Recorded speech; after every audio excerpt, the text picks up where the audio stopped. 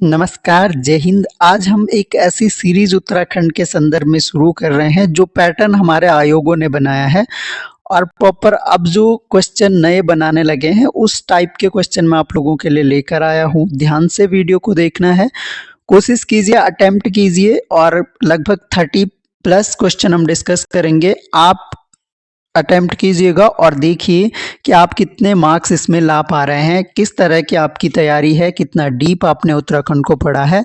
यह आपके लिए चैलेंज रहने वाला है। मुझे उम्मीद है ये वीडियो आप सभी को ज़रूर पसंद आएगा, क्योंकि ये वीडियो उस तरह का होगा कि आपको एग्जाम्स में बहुत ज़्यादा हेल्प इससे मिलेगी। तो इसके लिए आपको वीडियो को अंत तक देखना है। वीडियो पसंद आएगा तो लाइक ज़रूर कीजिएगा और कमेंट में जय हिंद ज़रूर लिखना है। बाकी आपके सजेशन या फिर कोई सुझाव होगा तो वो आपको ज़रूर देना है। पहला क्वेश्चन आपकी स्क्रीन पर है और बहुत ज़्यादा इम्पोर्टेंट क्वेश्चन है। नैथानागढ़ी का एक युद्ध हुआ था। मोहन चंद ने हरकदेव जोशी गुट को पराजित कर दूसरी बार अल्मोड़ा की गद्दी पर बैठा। इस युद्ध में उसको निम्न में से किसने सहयोग दिया था? ऑप्शन आपके सामने है और आगे भी हमें कूट के द्वारा ये चुनने हैं। ऑप्शन है लाल सिंह, नंदराम, जय कीर्ति शाह और पराक्रम शाह। आपको फैक्ट तो क्या ध्यान रखने हैं, ये हरकदेव जोशी जो है हर्षदेव जोशी का ही दूसरा नाम है। हर्षदेव जोशी है ये, जिन्हें कुमाऊं के चाणक्य के नाम से भी जाना जाता है। तो पहला फैक्ट तो ये ध्यान रखना है। और दूसरा, क्योंकि ये जो हर्षदेव जोशी था, ये जो तत्कालीन शासक होता है मोहन चंद, ये इसको गद्दी से हटवा देता है और शिवचंद एक शासक होता है, उसको शासक बना देता है और कुछ टाइम तक वो शासक रहता है। उसके बाद वापस मोहन चंद जो है वापस नैथानागढ़ी के युद्ध में विजयी होता है और वापस दोबारा गद्दी पर बैठता है। तो इसमें जो इनका सहयोग किया था वो किया था, अगर इनमें से अगर ऑप्शन देखें हम तो इसका ऑप्शन क्या, इसका जो सहयोग किया था वो क्या था आपका? पहला आपका लाल सिंह भी था, दूसरा नंदराम भी था। इसमें जय कीर्ति शाह नहीं था, पराक्रम शाह भी था। यानी ए, बी और डी आपके सही ऑप्शन हो जाएंगे। ऑप्शन नंबर हमारा डी वाला सही उत्तर हो जाएगा। अगला क्वेश्चन अगेन उतना ही इम्पोर्टेंट है। निम्न में से किसने रोहिल्लों तथा राजपूतों की सेना एकत्रित कर कुमाऊं पर आक्रमण कर मोहन चंद को कैद कर शिवचंद को सिंहासन पर बिठाया था? मैं ऑलरेडी बता चुका हूं कि हर्षदेव जोशी या हरकदेव जोशी इसका नाम है। तो हर्षदेव जोशी कुमाऊं का चाणक्य भी इसे कहा जाता है और इसी वजह से कहा जाता है। ये शासक बनवा देता था जैसे चाणक्य था। तो इसने क्या किया, राजपूतों और रोहिलों की सेना एकत्रित करी और मोहन चंद को कैद करवाया, शिवचंद को शासक बना दिया। तो आंसर हमारा हो जाएगा ऑप्शन नंबर ए, हरकदेव जोशी या हर्षदेव जोशी। अगला क्वेश्चन है, जोशियोल क्या है? जोशियोल, अच्छा, अगर आप इस तरह के क्वेश्चन अटेम्प्ट करना चाहते हैं तो हमारे ऐप पे आपको टेस्ट मिल जाएंगे। कुछ टेस्ट आपको फ्री अवेलेबल मिल जाएंगे। इसके अलावा अगर आपको लेक्चरर स्क्रीनिंग की आप तैयारी कर रहे हैं तो आप हमारे कोर्स अवेल कर सकते हैं। आज यानी 26 तो आज से यानी कल तक यानी 26 जनवरी तक ये ऑफर रहेंगे और 10% डिस्काउंट हमारे हर कोर्स में मिलेगा। ऑलरेडी हमारे कोर्सेज का जो प्राइस है वो आपके लिए बहुत बेहतरीन है, क्योंकि मोबाइल रिचार्ज के लगभग हमने प्राइस रखे हैं, तो आपको हेल्प करेंगे। और हमारा उद्देश्य है कि ऐसे अभ्यर्थी जो महंगी कोचिंग अफोर्ड नहीं कर पाते हैं वो भी अच्छी कोचिंग ले सके ऑनलाइन मीडियम में। तो हमसे जितना प्रयास हो पाता है हम इसके लिए कोशिश करते हैं। 10% डिस्काउंट आपके लिए हैं, अवेल कीजिए। या फिर आपके अगर कोई ऐसे मित्र हैं जो महंगी कोचिंग अफोर्ड नहीं कर पाते हैं तो उन तक वीडियोस को ज़रूर पहुंचाएं। तो जोशियोल क्या है? बहुत इंपॉर्टेंट क्वेश्चन है। ऑप्शन है शिवचंद के समय हरकदेव जोशी का प्रभुत्व, महेंद्र चंद द्वारा जोशी बंधुओं की दशा, या ए और बी दोनों, या इनमें से कोई नहीं। सही आंसर हमारा हो जाएगा शिवचंद के समय हरकदेव जोशी का जो प्रभुत्व था, इसने उसे एक तरह से शासक बना दिया शिवचंद को। तो हरकदेव जोशी का बड़ा प्रभुत्व था, इसी को जोशियोल के नाम से जाना जाता है। क्वेश्चन ध्यान रखना है, एग्जाम में पूछा जा सकता है। अगला क्वेश्चन आपकी स्क्रीन पर है। 1892 में निम्न में से किस टिहरी रियासत के राजा का विवाह नेपाल की प्रधानमंत्री की पौत्री से हुआ था? अगेन वेरी इंपॉर्टेंट क्वेश्चन है। नेपाल की प्रधानमंत्री की पौत्री से हुआ था विवाह। ऑप्शन है प्रद्युम्न शाह, प्रताप शाह या फिर कीर्ति शाह का, या इनमें से कोई भी नहीं। सही आंसर हमारा हो जाएगा ऑप्शन नंबर सी, कीर्ति शाह का विवाह नेपाल के प्रधानमंत्री की पौत्री से हुआ था। तो ये बात आपको ध्यान रखनी है। अगला क्वेश्चन है, पंवार राजवंश में सखी नेगीचारी कर का संबंध निम्न में से किससे है। देखिए, पंवार राजवंश का बहुत महत्वपूर्ण कर था एक सखी नेगीचारी, और इसका संबंध किससे था। ये जो कर लिया जाता था पंवार राजवंश में, ये संबंधित था भूमि व्यवस्था करने वाले अधिकारियों के लिए ये कर लिया जाता था। यानी अगर आपको पूछें कि सखी नेगीचारी क्या है, पहली बात ये क्या था, एक कर था जो कि पंवार राजवंश से संबंधित था, और ये कर भूमि व्यवस्था करने वाले अधिकारियों के लिए लिया जाने वाला कर के रूप में जाना जाता था। अगला क्वेश्चन आपकी स्क्रीन पर है, निम्नलिखित में से किस युद्ध में अंतिम चंद शासक महेंद्र चंद। ये भी बात आपको ध्यान रखनी है, वैसे सभी को पता है लेकिन नहीं पता है तो ये जरूर ध्यान रखना है कि चंद वंश का अंतिम शासक कौन था। तो अंतिम शासक आपका महेंद्र चंद था। और अंतिम शासक से रिलेटेड क्वेश्चन है कि कौन सा युद्ध था जिसमें महेंद्र चंद की हार हुई और कुमाऊं पर गोरखों का शासन प्रारंभ हो जाता है। तो इसका आपका जो करेक्ट आंसर हो जाएगा वो हो जाएगा हवाल बाग का युद्ध। हवाल बाग का युद्ध हुआ था जहां पर अंतिम चंद शासक महेंद्र चंद गोरखों से हार जाता है और गोरखों का शासन कुमाऊं में शुरू हो जाता है। ऑप्शन नंबर सी हो जाएगा। अगला क्वेश्चन है, कुछ चंद शासक आपके सामने दिए गए हैं और दूसरी सूची में उनके कार्यकाल दिए गए हैं, तो दोनों सूचियों को हमें सुमेलित करना है। तो यहाँ पर आप ऑप्शन देख सकते हैं, थोड़ा सा मैं इसको ऊपर कर लेता हूं ताकि हमें सभी ऑप्शन भी दिखाई दे। तो यहाँ पर देखिए, महेंद्र चंद, शिवचंद, प्रद्युम्न चंद और दीपचंद, 4 चंद शासक दिए गए हैं और हमें करेक्टली मैच करना है कि इनका शासन कब था। अब एक इम्पॉर्टेंट बात जो मैंने इससे पहले डिस्कस करी वो ये कि शिवचंद को हर्षदेव जोशी के द्वारा शासक बनाया गया था, मोहन चंद को बंदी बनाकर। तो 1788 की ये बात है और केवल कुछ माह तक ये शासक रहा था। वापस मोहन चंद जो है इनको हरा देता है। युद्ध हमने अभी नैथानागढ़ी का युद्ध डिस्कस किया था, तो वहां पर वापस हरा देता है और पुनः सत्तारूढ़ हो जाता है। तो ये वाला बी का तो दूसरा ऑप्शन सही है, बी का दूसरा ऑप्शन सही है। तो अगला जो ऑप्शन है, अब एक का अगर हम देखें, महेंद्र चंद ये 1788 से 90-91 तक शासक रहा, ये भी बात सही है। इसके अलावा प्रद्युम्न चंद की अगर बात की जाए, प्रद्युम्न चंद, तो प्रद्युम्न चंद का शासन रहा था आपका 1779 से 1786 तक, दीपचंद का 1747 से 1777 तक। यानी हमारे जो करेक्टली मैच होंगे वो 1, 2, 4 और 3 होंगे। तो ऑप्शन नंबर हमारा बी वाला सही हो जाएगा। आगे बढ़ते हैं, अगला क्वेश्चन है, अल्पायु में महाराजा कीर्ति शाह के गद्दी पर बैठने के बाद महारानी गुलेरिया ने संरक्षण समिति का गठन किया जिसमें शामिल थे, कौन कौन शामिल थे।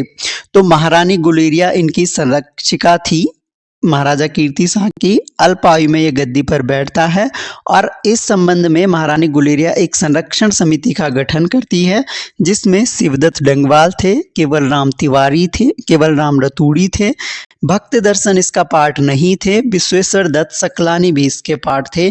तो ए, बी और डी हमारा करेक्टली आंसर हो जाएगा। तो इसका मतलब हमारा जो सही ऑप्शन हो जाएगा वो होगा आपका ऑप्शन नंबर सी। अगला क्वेश्चन टिहरी रियासत से है। टिहरी रियासत के शासन व्यवस्था के संदर्भ में क्या सही है। प्रशासन राजा पर केंद्रित होता था, जो कि सही नहीं है।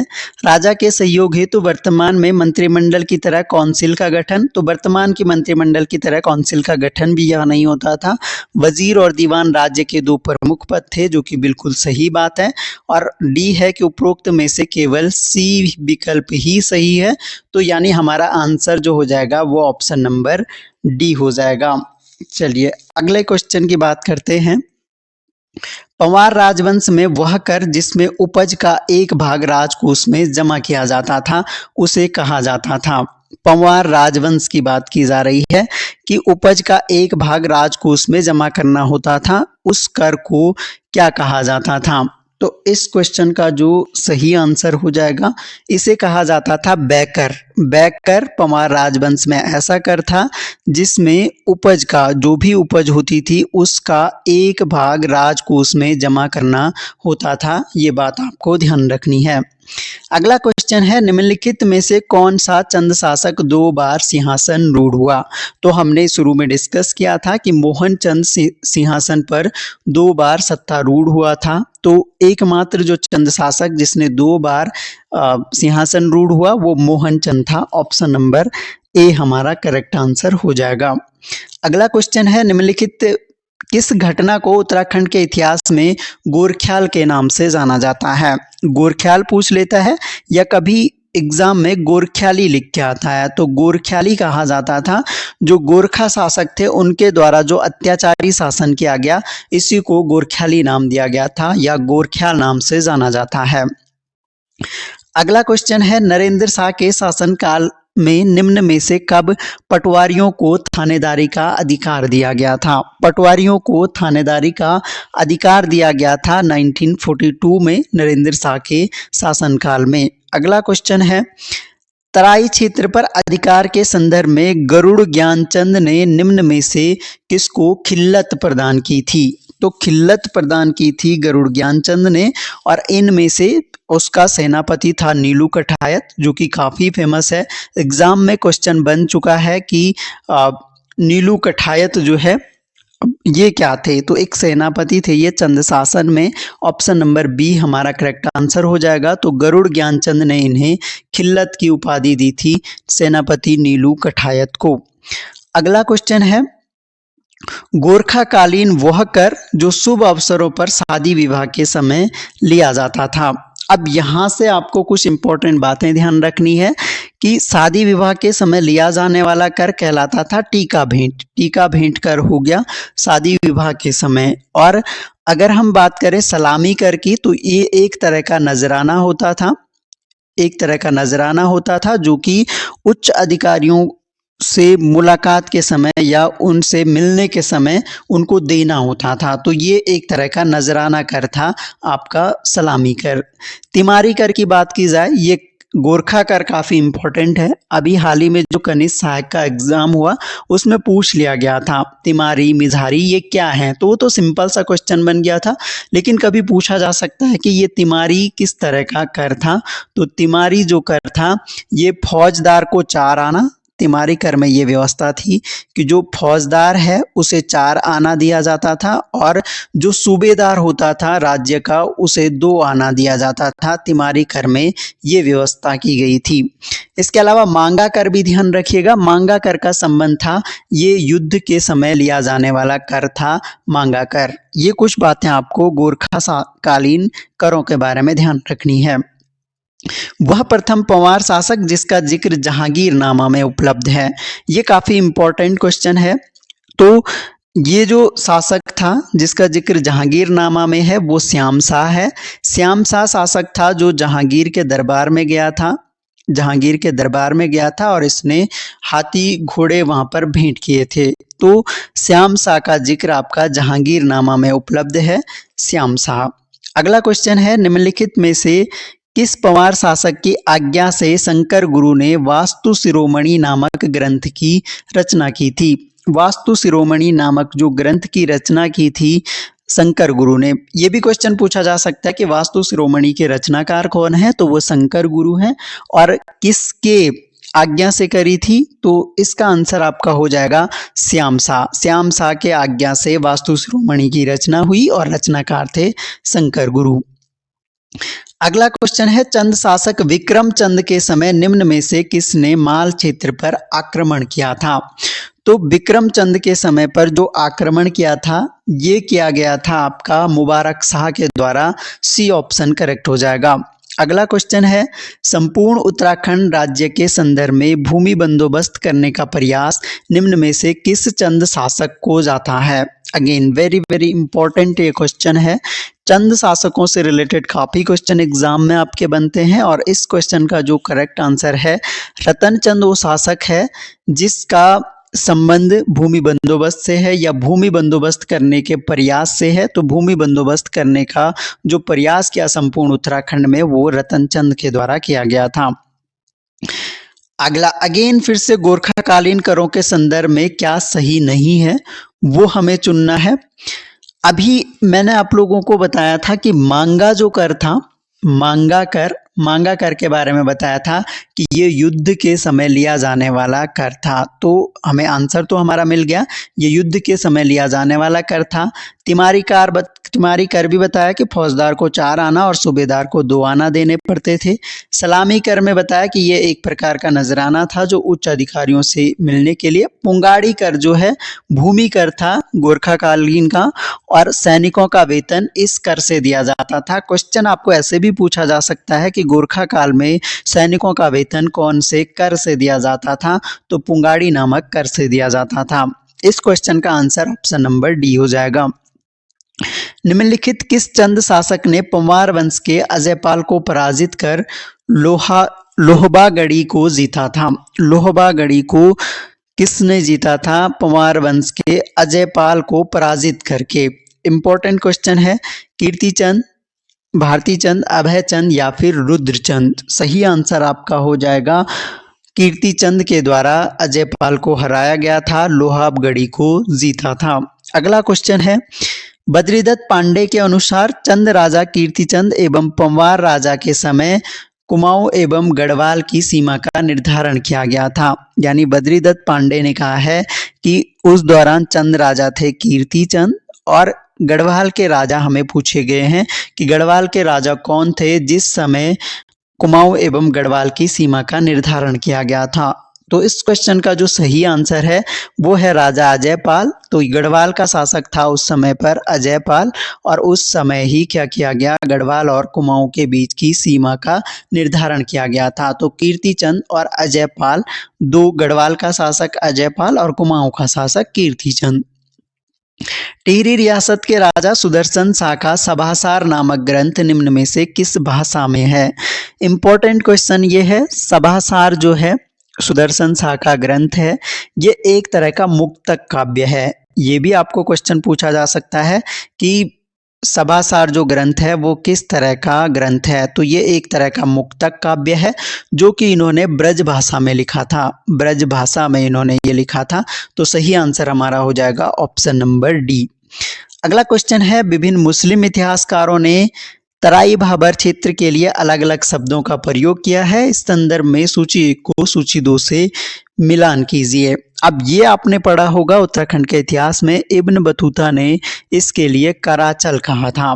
सैफुद्दीन यजदी के द्वारा कुपिला दर्रा कहा गया, तैमूर के द्वारा इसे कहा गया कुटिल दर्रा, और अबुल फजल के द्वारा इसे कहा गया कुमाऊं। तो यानी हमारा जो करेक्टली मैच्ड हो जाएगा वो हो जाएगा, ए का हमारा 1 हो जाएगा, बी का हमारा 2 हो जाएगा, सी का हमारा 4 हो जाएगा और डी का हमारा 3 हो जाएगा। तो 1, 2, 4 और 3 हम ऑप्शन एक बार चेक कर लेते हैं। 1, 2, 4, 3 हमारा ऑप्शन नंबर सी हो जाएगा। अगला क्वेश्चन है। जौनपुर रवाई क्षेत्र के प्राचीन मिलासरा कर जो कि तलाक कर था एक, को किस टिहरी रियासत के राजा ने समाप्त किया था? तो जौनपुर रवाई क्षेत्र में पूछा जा सकता है कि मिलासरा कर किस क्षेत्र से संबंधित है, तो आंसर हो जाएगा जौनपुर रवाई क्षेत्र। और अगर आपको पूछा जाए कि कौन से टिहरी रियासत के राजा थे जिनके द्वारा इसे समाप्त करवा दिया गया, तो आप आंसर करेंगे Narendra Shah, option number A. अगला क्वेश्चन है। गोरखाकालीन वह कर जो पुत्रहीन व्यक्तियों से लिया जाता था। अब यहाँ पर आपको फिर से एक इम्पॉर्टेंट क्वेश्चन है कि कौन सा कर था जो पुत्रहीन व्यक्तियों से लिया जाता था। तो इस क्वेश्चन का जो सही आंसर हो जाएगा ये कर था आपका मरो कर। मरो कर जो है गोरखाकालीन कर व्यवस्था में पुत्रहीन व्यक्तियों से लिया जाने वाला कर मरो कर हो जाएगा। ऑप्शन नंबर ए आपका करेक्ट आंसर हो जाएगा। चलिए आगे बढ़ते हैं। वंदे मातरम का कुमाऊनी में अनुवाद हरिराम त्रिपाठी द्वारा कब किया गया? आप तो यहाँ से दो क्वेश्चन ध्यान रखिएगा। वंदे मातरम का कुमाऊनी में अनुवाद किसने किया? तो आप आंसर करेंगे हरिराम त्रिपाठी। और इसके अलावा अगर आपसे पूछा जाए कि ये कब किया था हरिराम त्रिपाठी के द्वारा, तो आप करेक्ट जो आंसर आप करेंगे वो हो जाएगा आपका 1906 में। 1906 में हरिराम त्रिपाठी के द्वारा वंदे मातरम का कुमाऊनी में अनुवाद किया गया। इसके अलावा आपके लिए आज का एक क्वेश्चन है कि वंदे मातरम के रचयिता कौन है, ये आपको कमेंट बॉक्स में बताना है।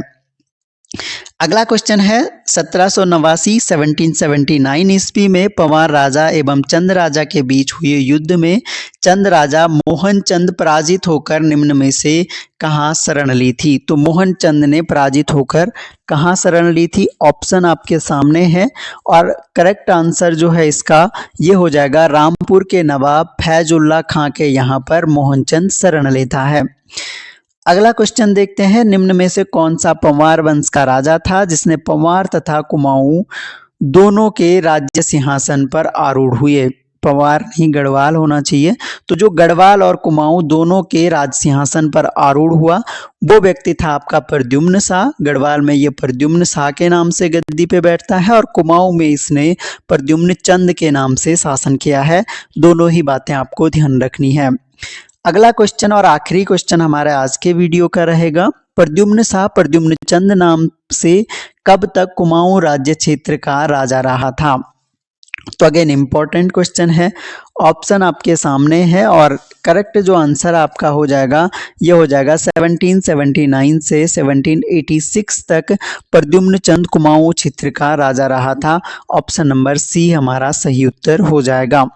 तो ये हमने कुल मिलाकर लगभग 31 क्वेश्चन हमने डिस्कस किए हैं जो कि आपके एग्जाम की दृष्टि से बहुत इंपॉर्टेंट होंगे।